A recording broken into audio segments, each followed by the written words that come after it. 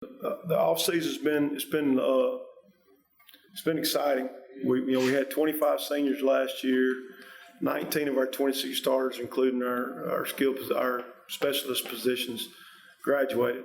And so we've had a lot of competition, a lot of growing up, a lot of young guys that have been brought into the mix, and it's been a lot of fun finding out where we are with our leadership and going into our 5th year there and seeing where the program is. And we got a long way to go before 2019 starts, obviously, but I like our leadership. I like our guys who are returning. There's a lot of guys in our locker room that played a lot of snaps in the last 3 years and going into their senior year with big expectations. And it put in, quite honestly, a lot of our guys have put in a lot of work on their own. And we were just talking about that a while ago out in the waiting area. It'll show up. For the players, last year, first round loss. What did y'all learn from that? Lessons learned? I'll go. We learned that we don't really be satisfied with just making the playoffs. We want to do something when we get there so we can do something in Pelham that hasn't been done before. Kind of what he just said. Don't be satisfied with just making it to the playoffs and really have the goal to go farther than just the first round, go the distance. Unsung heroes of the game are usually the kickers. Tell us about your kicking game this year. What's that Well, like? we've actually done more work this summer than we normally would during that time. We lost, like I mentioned a while ago, we lost our specialist. Every one of them, Greg Blue, who signed with Alcorn State, did our kicking and punting and kickoffs last year, and our long snapper graduated. So Salvador Jimenez, his older brother, played for us first couple of years I was here, has stepped into that role, and he's worked real hard. He's one of those guys I was talking about that's done a lot of work on his own outside of – he gets 15 minutes of special teams work a week with us, and so he's had to work on his own, and he's done a lot of that. So it'll be different for him. It'll be the first time he's kicked in a varsity game, and he's going to be like any other position. He having butterflies and ready to go, and we'll find out how he's going to react on August 23rd.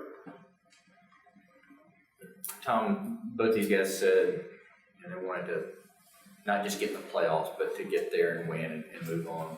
It's been more than a decade since Pelham's done that. Do you feel like this is a team that can accomplish that goal? Well, we've talked to them about it all year long. I think every team we express the expectations. We don't talk about goals in our building. I know everybody talks about setting goals and whatnot, but the thing we talk to our kids about is standards and expectations. All right, so the standards have been set by the teams prior to them.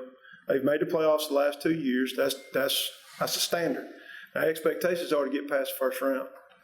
And expectations are to carry this program as a team, to carry this program to where that's a given. And so that we have that expectation of this month going into the season. Now, it's going to have to take a lot of leadership out of our coaches and our returning players with a bunch of young guys. And we may have to cut back on what we've done in years past with some of our young players, but that's what we want. We want our expectations of our community, our program, our school to be that playoffs that's expected. What's next? Coach, name some guys that we may not have heard of. Maybe you got a junior, senior coming up. Maybe a freshman that's a dark horse this year that you might want to draw some attention to that we don't know about. Well, I'll start on the defensive side of the ball. We've got some linebackers that have really stepped up big in the last year since all season. Braden Marlowe is going to be a sophomore in there. Caleb Ward and Cohen Lee and Seth Branham are all freshmen that have got a lot of reps inside. Matthew Plummer played for us last year as a first-time playing linebacker, and this will be his second year there. I'm expecting big things out of him at that position. Offensively, we've got 2 young guys that are going to be freshmen that have had super off seasons. Darius Copeland and Jamal Miles, 2 slots, and an outside receiver, Jake Fox, is a freshman. Those are guys that nobody has seen on our film. They may have saw them when they were in the 8th grade at Pelham Park, but hadn't been on any of our film. And I think those guys, maybe not early in the year, but towards the middle of the end of the year, once they get some reps underneath them, will be guys that can step up and make plays for us. And when you were talking about those guys, a couple of times you said freshmen. Sure. Which suggests that you guys are going to need some young players to step in. that scary? No, absolutely not. No. Competition doesn't know an age. If I ever start thinking about what grade he's in, then I'm done. The guy that earns a job, the guy that's going to give Pelham High School the best chance to win, whether it be a freshman, a senior, it doesn't matter to me. Those guys earn that right, and they earn the opportunity. And if they've earned it, we're going to put them there. And quite honestly, if it came down to a senior who's even that freshman's even with that senior, we're going to go with the freshman. I mean, that's 3 more years of competition we're going to have with him. So, no, it doesn't scare me at all. Coach Bryant's was saying back in the days, every freshman that you play is a loss. Well, that's a little different today, I think. Kids are maturing a lot faster physically and mentally, and the summertime's giving you an opportunity to do a lot more teaching. Xavier, you had your head going up and down. I mean, the suggestion there is that you feel really confident in these young guys that they're coming through. Tell us a little bit about why that is. I'm confident in them because I think they do a really good job of listening when we tell them to do something, and they try to change it. We tell them to do something, they try to change it, try to get better every day. So I've seen them improve a little bit every day. You're back at quarterback, right? What do you know today that maybe you didn't know a year ago? Particularly about playing quarterback. Well, I know you definitely have to be tough to play the position, and the tough QBs are usually the better ones. And the game has definitely slowed down since last year for me, definitely.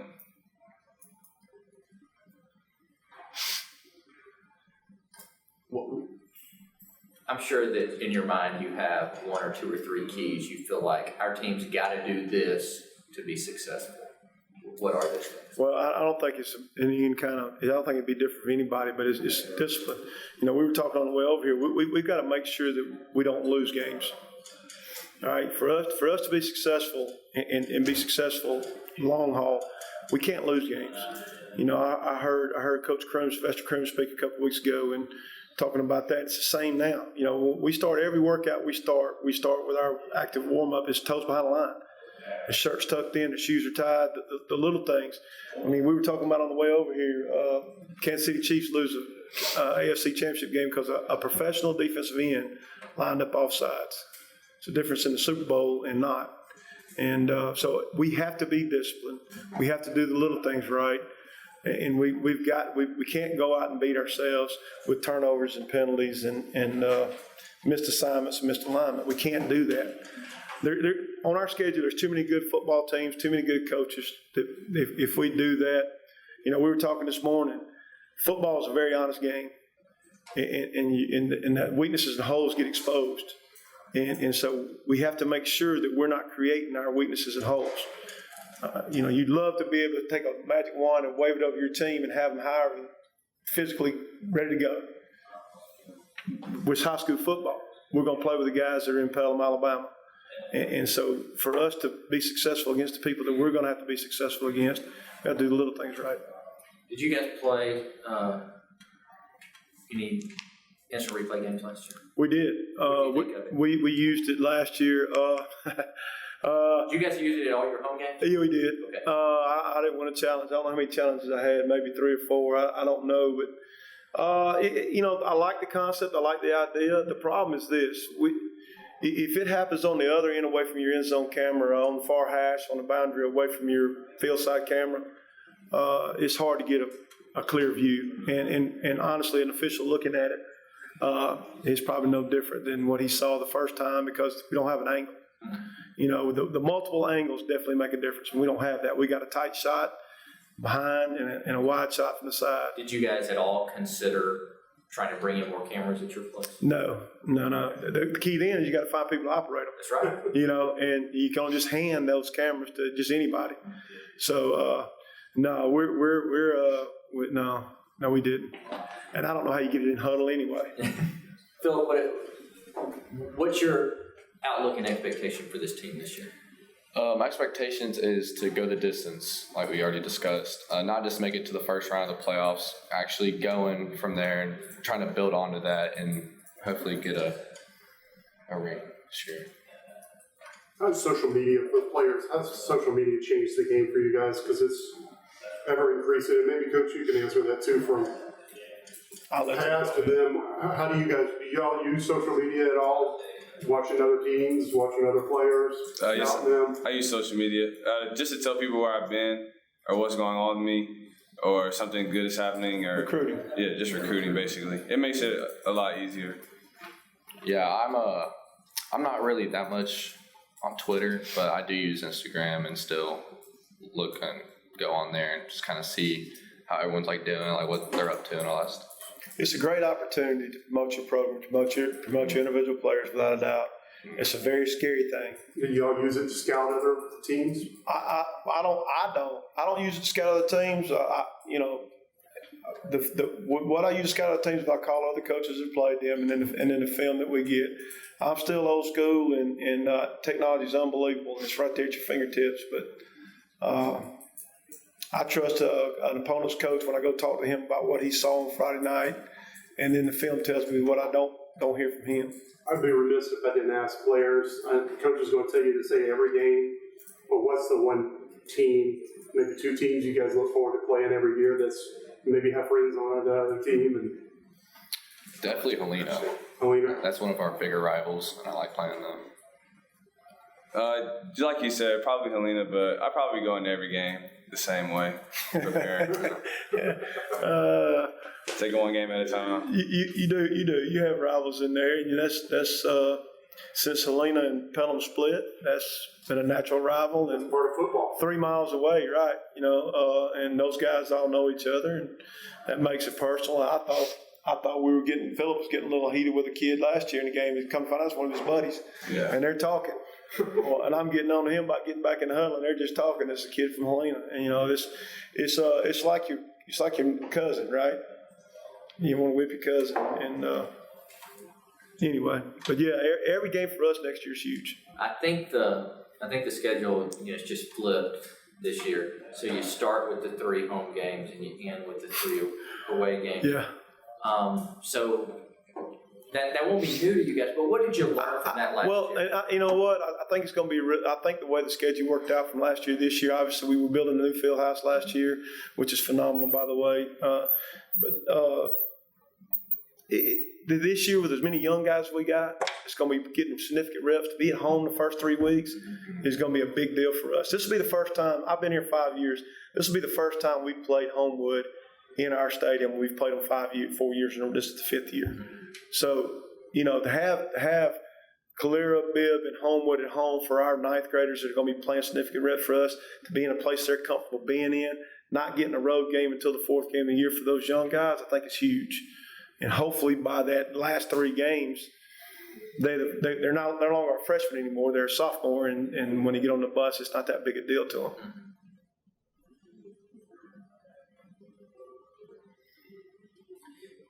I'm just curious. You've been coaching a long time, Tom. There was a time not that long ago that people that lifted year round had an advantage, and then it seemed like the folks that played 7-on-7 in the summer had an advantage. But now that's the floor for everybody. Everybody's doing those things. So what's the new trend? What's the way that you think the successful teams are finding an edge now? I think the way the rules of the game are, the way we have to practice, the contact during the week, the minimum amount of, back in the day, we had control of our team. All right, so if you felt like your team we needed to put the foot on the gas and go, you did, and then you backed off when you needed to back off. Well, now everybody pretty much has the same practice schedule. You got X amount of minutes per week that you're going to contact. Well, I think the off season, I think the winter workouts and the summer workouts where you develop mental and physical toughness, the old ways of doing that are no longer, right? So we got to find a way to challenge our players and to make them mentally and physically strong. And I think that's the only way we have control over that anymore is our off-season workouts. And when you were playing, maybe the way that a coach tried to develop that physical toughness it's totally changed. was with an Oklahoma drill. Right. But how do you do it now? Well, we do it. We do it by challenging the kids in the off-season workouts. I think it's got to be something where every day it changes. if a kid comes in every day and he knows right now this is what we're doing, and you got to get in the rhythm. Obviously, there's a certain way of doing things, and so they know that. But we try to change it up. We try to change it up. There's nothing more distracting to a teenage boy than change. He loves rhythm. He loves routine. He loves to get up and know he's going to go to school. This is what it's going to be. And when it changes, there's distraction. And I think when you have strong leadership, it can't be from us. When it comes from our players and we get back in that line, okay, here's the new goal, here's the new plan, here's where we're going. When they follow in behind, and when they go, and they're not questioning, they're not doubting, and our leadership does it, then everybody else does it. So, Xavier, give me an example of what he's talking about, of changing something up that really challenges you guys. Well, definitely in the one workouts when we have to do longer sets for less reps, that's something that definitely challenges us. That's the one thing I can really remember, changing it from the regular workout to one of those, and seeing everybody really get after it for that long. That's one thing of change that we really do. We've really hammered the kids this year with a change of pace workout. And our new field house has allowed us to do that. We've incorporated agilities and plyometrics into the weight workout, and then changed the summer conditioning. Thursdays became more of a actual game type situation where their conditioning may be, the quarterbacks may be throwing routes to receivers. DBs may be doing pursuit drill. O-line may be running the sled, whatever, blocking each other, whatever it is, and then changing the conditioning. It really chapped their behind. We got them. They were so frustrated the first time we did it. So we go out, we put the O-line, D-line from the right boundary to the right hash. The linebackers, running back between the hashes, and the skill kids outside the left hash. Well, these were going to run 10s, these were going to run 25s, these were going to run 40s. Well, the DBs couldn't understand why they running 10s, right? So now, instead of running 12, they ran 16 because they didn't do it right, because they're not focused on what we're doing. They're more focused on why these guys are running 10s instead of not running 40s with us. If a lineman's ever running 40 yards in a game, something either really good or really bad has happened, right? And a DB and a receiver are going to do it every snap. All right, so that day was an opportunity for us to make a coaching point. It changed on them. It changed on something that simple, but it develops mental toughness. You mentioned the contact rules. What's been the impact for you, and what do you think? Well, in a team like we got this year, I think it's really huge. There's no way to get. You can't get reps without contact with these young guys. I mean, you have to, but you can't get game speed reps with them. So we were talking about the other day, today. There'll be 4 or 5 opportunities, depending on the days that you practice, before the first game must go on full pass. All right, so those freshmen are going to walk onto a game field, or they won't walk, they'll jog onto a game field, for the first time on August 23rd and have 4 days of contact before they play that game. Because we're going to do it like our governing body tells us we're going to do it. We're not going to get away from that. We're going to do it the right way. And that's scary. That's scary. They did get spring, but in spring you got 10 days. You're not going to bang them all 10 days, and you got a spring game. Well, our opponents in the spring game, you limit the freshman's rep that night because you want them to come back in June. You don't want them to have a miserable experience that night. And so it'll be all unknowns to them, and that's why I think it's really good. We got those first 3 at home too. But, there's no doubt the contact rules are there for the right reason. Okay? And somebody has made a mistake somewhere for us to do that in the first place. But it just limits the coach from having autonomy over whether you're going to go full or not. And everybody's got it. Division I coaches have it. Remember 2-a-days? Well, you can't go back-to-back days or 2-a-days, and I mean, and they're all for the right reasons, don't get me wrong. But we have to find other ways to develop physical and mental toughness and create reps. There's no such thing as a bunch of full-speed reps anymore. There's just not. And maybe that's a good thing. We'll know. We'll find out down the road when these kids are growing. It forces you and your staff to get more creative. Absolutely, and every one of them. Everybody has to. Everybody has to. You dang right. There's a lot more walkthroughs. There's a lot more film time. There's a lot more board time. And hopefully we get that where. Still, it changes though, man. It's like going to shoot and skeet out of a machine that you're pulling, and then you go to a dove shoot, and the doves are flying through there 100 miles an hour. It's a little different. All right, speed of the game just changed on me. Well, that's what's going to happen to these young guys. These guys have played football. They've been playing in ball games for us since they were freshmen. Well, the speed of the game may have changed, may have came back to them. With a bunch of our kids this year, the speed of the game is going to be right foot on the gas going, what just happened? Right? And thank God they're good athletes, and those guys will recover faster. But that's the negative about not having it.